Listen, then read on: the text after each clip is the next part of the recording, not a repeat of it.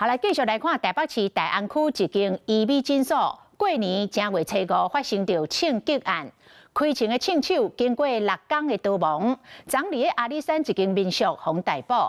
讲这个枪手伫伊老爸甲女朋友的协助下，变装11届，为北部逃亡到南部，走大约700公里。伊的背后是毋是有踪镜人呢？检警是继续咧追查。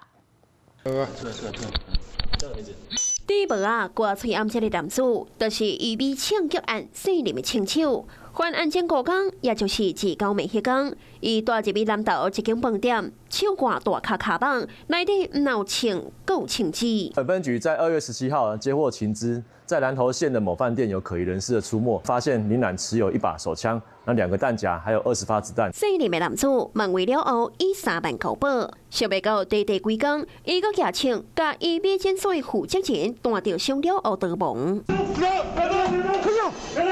看到个人举枪，男子表情惊恐，加双手乖乖配合。死人枪手自北走到南，自湘北走到桃园甲苗栗，暗时伫台中过暝，落尾走到高雄甲屏东，尾手伫阿里山被逮捕，拢总走700公里，目光内都走8关区。而且已经甲被发现，自车子都定甲强环境面。逃亡的期间，3号当晚11届，敢若因女朋友甲老爸拢有甲斗3天。枪手会把被害人的作息时间、活动时间都会抓得很清楚。3个月左右就开始拟定他的生活作息，在3个月半年时间，他可能就他的手机都不用，完全对外都失去联络。死人的枪手行径缓刑，红羁押禁见，严格坚持甲检所无经营权的纠纷。